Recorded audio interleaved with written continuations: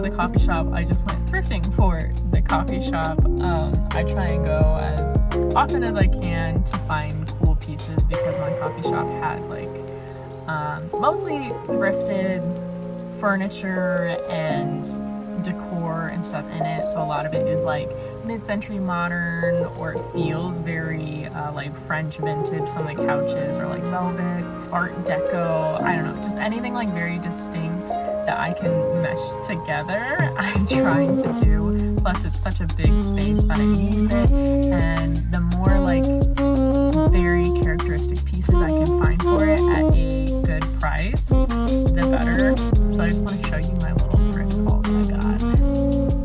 So I got these little like the mortar salt or whatever, it's like the Salt brand little coasters, but you can also hang them on the wall if you want, so that's cool. But they're such like a bright distinct color and they feel very vintage, and we have like a lot of greens and reds and tans in the coffee shop, and wood, very natural wood look, so I think these would be like a really fun pop of color. They're really sturdy too, and like they just feel very vintage, so I think they'll tie into that. And then I got these two little wood pieces. It's like carved and burned little flowers that will go along with the natural, and I don't know, we have plenty of spaces I can put these. Maybe I could put these in like the bathrooms or something, but there's definitely spaces these can put these. They don't have hangers though, I just realized. I mean, maybe a nail, maybe that could sit on a nail, but these are very cute. This is my favorite.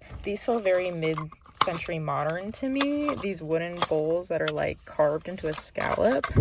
These are really pretty, and they were only like $6 for all three of them. And I don't know, I don't think I'll use all the small ones, but this big one would be nice to put like pine cones or like some potpourri or something. Maybe I'll use the big one for like the coffee tables. Right now I have little pumpkin plates out, but after the pumpkin plates, maybe I'll put this back out and fill it with pine cones for the winter or something, potpourri, and the smaller ones for the bathrooms.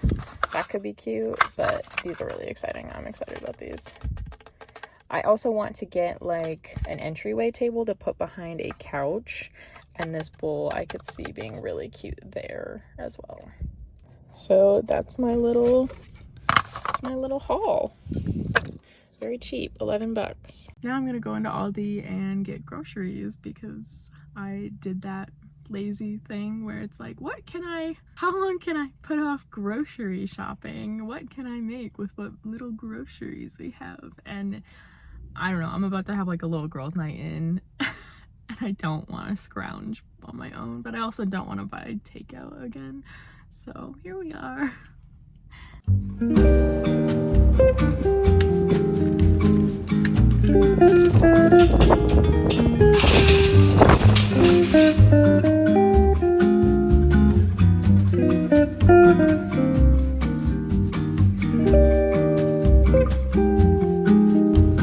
Is that your corn husk?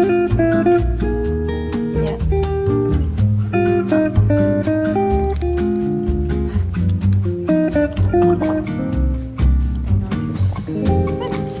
Get your corn husk.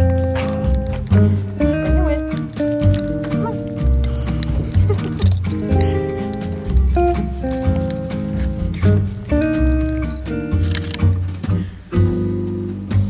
Hello. Okay, so I don't have all right, hello, now you can hear me better.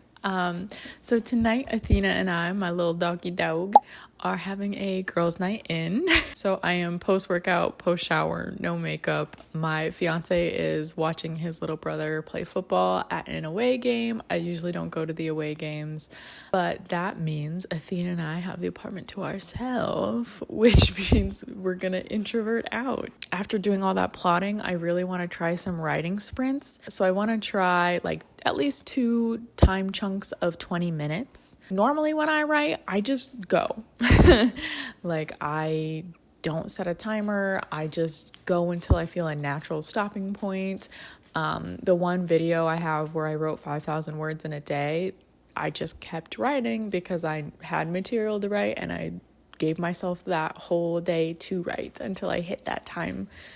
And I gave myself that time to write until I hit that word count. I have no idea if this works for me. I have used like the Pomodoro style for homework in college, studying in college. When I did an online program to learn more about like digital design, I had hours and hours and hours of coursework to do by a certain date.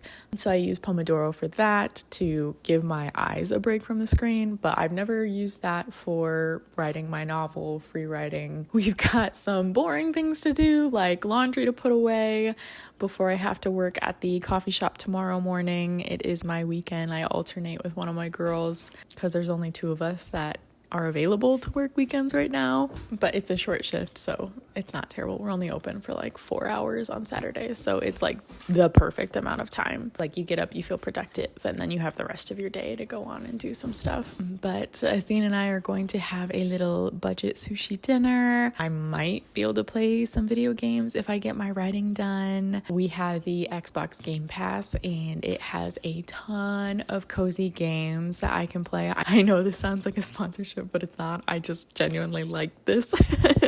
Yeah, so there are tons of cozy titles on there that I've been wanting to play and buy on my Switch because I love to do everything cozy in bed. And like the couch just isn't as comfortable as the bed. We need to upgrade our furniture.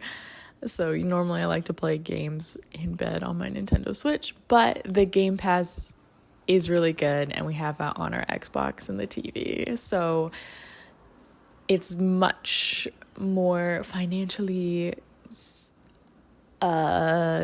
smart, affordable to do it on the Game Pass, especially because the games that I like to play are either like they only last a few hours or they're like open world, you play them for months. Like some examples of those longer games are like Stardew Valley, Animal Crossing. I was into Skyrim for a really long time. And then some of those short games are like a short hike. I think last weekend I played Botany Manor, which is a fun puzzle game. Coffee Talk, which is a story-driven game where you get to be a barista and make fun drinks. And I've actually tried a few of the recipes from the game in real life, and they're pretty good. So that was a cool one. And that's a fun one to play in the fall because it has slight spooky vibes because the coffee shop's only open at night and it's a world where there are vampires and werewolves and fairies that come in as your guests. Athena's like freaking out in the background.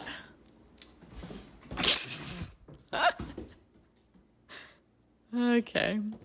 So I don't know what game I want to play tonight, if I want to play a short game or a longer one after I get my writing done, but that would be just like the ultimate way to unwind right now. I go through phases where sometimes I really just want to read a book, or I get really into a TV show and all I want to do is watch that. Every fall I seem to go through a video game kick.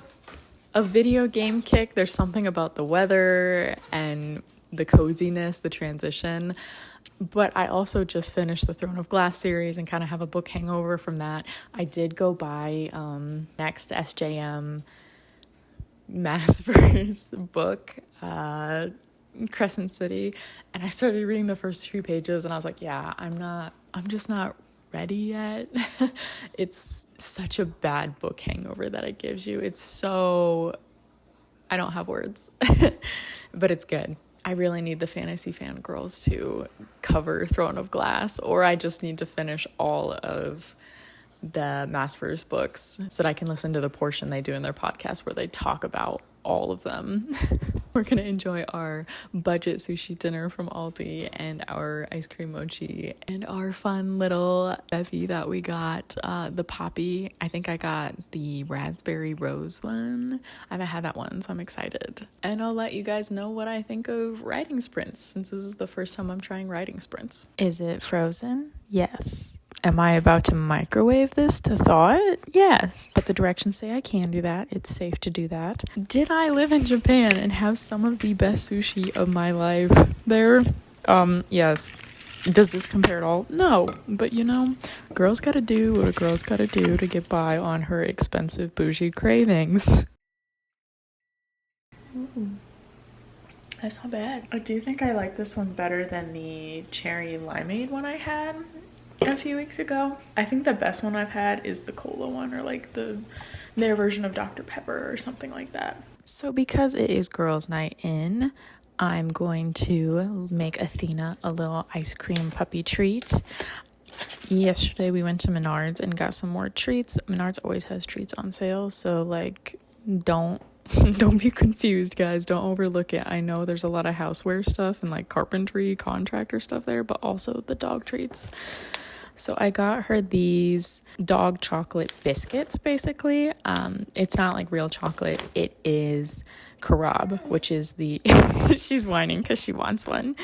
But yeah, carob is a dog-safe chocolate substitute. There's also peanut butter in these, so she'll get a little cookie on top. And I'm going to make her some ice cream with non-fat Greek yogurt and peanut butter. So I'll just mix these together and stick it in the freezer for a little bit until we're ready for dessert. Excuse me.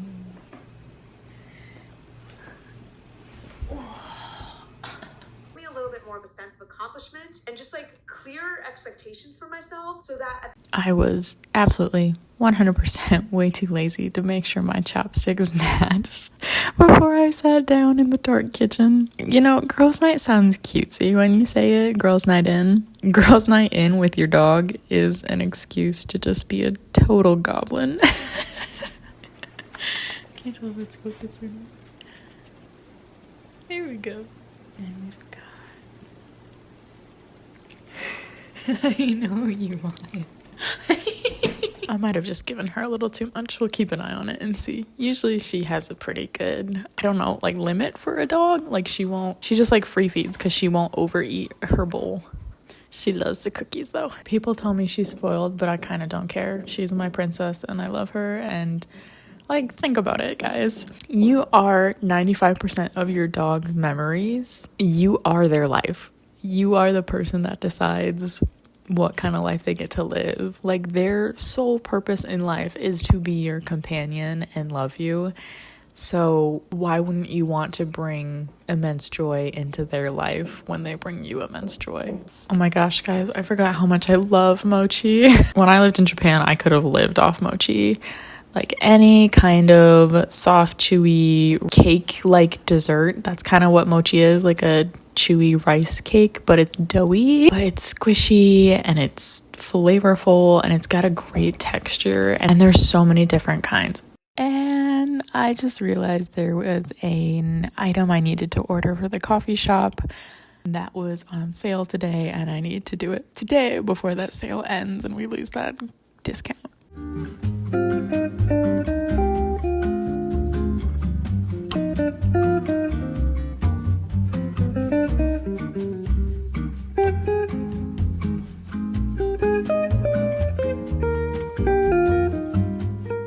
So I've got one of the two riding sprints. That went a lot faster than I thought, than I realized. I think it did take me a minute to get back into the flow of writing after being away for what feels like a long time, but was only like, I don't know, like a week and a half, maybe 2 weeks at most. The alarm definitely surprised me. I was taken out of that and I almost forgot what I was writing. So I just wrapped that up really quickly because I was in the middle of like a flow. I had a flow going. There were more things that I wanted to write and now I can just like feel them slipping away and that's really frustrating. But I also see the pros. Pro is that the break is nice. It's a nice break for my eyes to just like look at other things, not a screen, not so like close and like honed in like I get, and then my eyes get really tired and overwhelmed. But an unexpected pro that I have never realized that I do until now is that a lot of the time when I sit down to write, it feels like such a race and such like a fast blur that I'm just like typing like crazy. I do always surprise myself by how quickly I get into a scene and how much stuff just like comes out on the page, how many words I can write once the scene kind of starts rolling. But it does feel like a mad dash a lot of the time when I'm writing, and my brain does get really tired, and I think that's why I normally just like go all out, and that's like what I do for the day. My output, it is what it is because I'm like in this state of like rushing and racing, and knowing that I have another session that I'm gonna write tonight after this short little break. Something clicked in my brain where I was like, okay, just slow down a little bit, pick up more of those details that are in your head that are happening right now, and get those on the page, even if they're not perfect. Because I feel like often when I'm working on a scene, when I'm writing, it does feel like a movie in my head, like flicking by, but literally like flicking by, like an old film. I don't know, I didn't go to film school, so I don't know like what this actually is, but there's like a type of old film where it actually like you see the slides kind of like flicker by on the screen, and it creates like a weird like almost blinky effect, and like it shakes a little bit. Sometimes that is what it feels like to write a scene. Sometimes it's like a very clear picture, but sometimes when I haven't spent a lot of time in my head in that location, that setting, those details kind of shimmer at the edges or like flick by like that picture. So then I'm racing to just get everything down in the scene, and I was able to just slow down a little bit. However, that big con is that there were other details that I was waiting to write down, and who knows, maybe they'll come back as soon as I'm done with this break. It's just because this is new to me that I don't know, and it makes me nervous. Like, I don't want to lose that stuff. But the break is nice. It's nice to pull myself out of it because I think I do get really tired. I'm just so hyper focused in, and like I don't really like see or hear anything else that's going on. Something I've been meaning to talk to you guys about that I just have let go to the wayside. In addition to writing this story and getting it published, I recently, and by recent I think I mean like a month at this point, maybe even 2 months, looked at some of my old work, some of my old writing, some of the poetry that I've written. And I'm not like a huge poetry girl. I'm not a huge poetry person. I don't read a lot of it. I don't write a lot of it, but every now and then everyone's a poet. I don't know. That's not true.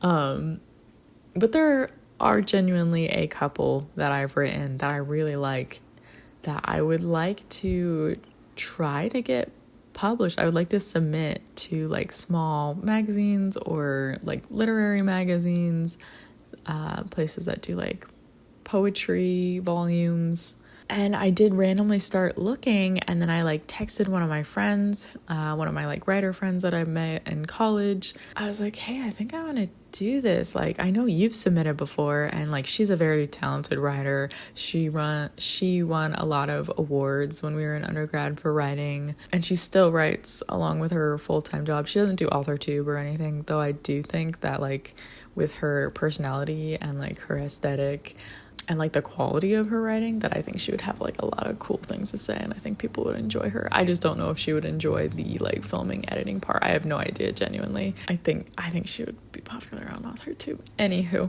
so I was asking her like, oh, how do you find things you want to submit to? How do you decide? How do you like, do you pay for the fee? Things like that. And she like sent me all this stuff, and then like I just got busy with the coffee shop and writing and YouTube, and I feel bad that I didn't do any of them. And now it's October, and she sent me a bunch of great ones for September, and I just didn't do it. And part of that I think was just like the fear like, what if they get rejected? What if I'm actually not good? That imposter syndrome that I haven't really had to like put my writing out into the world and see reactions to it, which is kind of why I want to put some pieces out there, just to see how it goes, just to gain some experience in like smaller querying and publication. So I really do need to get on that. I don't have a website or anything, the low stakes thing to do would be to just like publish some of that writing on a website and let you guys read it and see what you think, enjoy it or don't enjoy it. But yeah, that's kind of like one of those things that I've always wanted to do and then just chickened out on, and I need to get around to it. Like, I need to make the time to do this. maybe that's something I will do after I finish my first draft and like waiting for the physical copy to come back, or just to like get some space from it or something. Maybe that's something I'll do. If I set like a designated time, it's easier to do that, because I'm constantly saying, well, I just have to make time and I just have to prioritize that. And that's literally like how my days go, is like there's so many projects going and like I'm managing my own time because I'm a freelancer and I run businesses. So it's like I move the needle on things, and things only get done when I choose for them to get done. I think that will be easier to do. Friend, if you are watching this video, don't hate me. You probably already know that I didn't do it because I never like texted you an update or anything. Okay. We are now at our time limit of when I need to get back into this second writing sprint. This is kind of weird, actually, to take this break and then get, I don't know, chatty or involved in something else, and then to be like, okay, let's go back. But only for like writing specifically does this feel weird. I don't know. This works for other types of work that I've done. All right, I'm wasting time now. I gotta get back to it.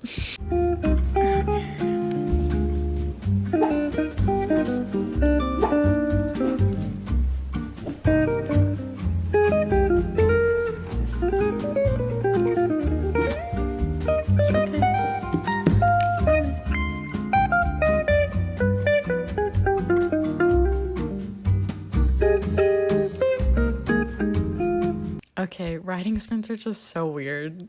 They're almost like too weird. As I was writing, I had like 2 minutes left, and I came to a part in the scene where I was like, okay, I feel like good about that. That's done. Cool. And then I was like, wait, I still have like 2 minutes left. Like, I need to keep going, and like the chapter's not done. That just felt like a jump. Like, we need to keep going to a different scene. What? So now I'm like, okay, just try and make the most of this time, get something down, it's fine. And then I start getting it down, and then I start like getting back into the flow, and I'm like, oh, okay, I got this. And then the timer goes off, and then I'm like, well, I could have kept writing. So it's weird. And I mean, maybe that's a good thing, like, to do that so that you're not like tired. Like, I'm tired because it's like the end of the day and it's been a long day. So maybe I'm just frustrated because I'm only doing 2 of these writing sprints tonight just to get myself back into things. Maybe I should save writing sprints for when I can do more in a row, when I'm doing like a full day of writing. Or I think it might work better for me if I'm like really stuck and I don't feel like writing, maybe like on a weekday or in a morning, and I'm just like, you know what, we're just gonna sit down and try and get 20 minutes done. Maybe that's what I should start doing for like the daily writing thing, and then see if I feel like doing more or not. That seems like how writing sprints are supposed to be used, or at least that's how I think they would work better for me. I have seen a lot of author tubers do like writing sprint live streams, and I do watch them. I don't ever participate. I don't know. I just like hearing them like talk and chat in them. So I'll just like skip the 20-minute writing session.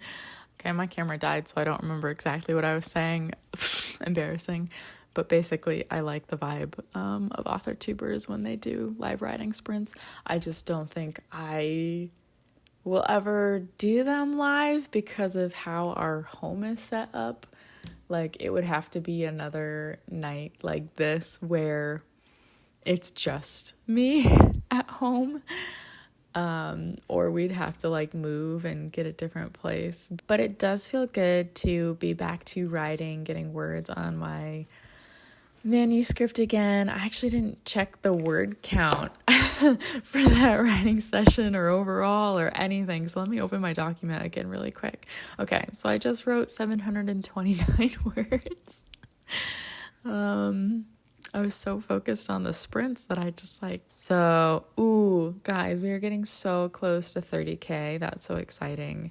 I think we might actually be able to reach the 50,000 word goal that I have for the first draft. That would be really cool. Before it said daily, I needed to write around 300 some words. Now it's 465, but I do only have 45 days left until that soft goal. All right, we're gonna go play some video games and chill and maybe just scroll on TikTok.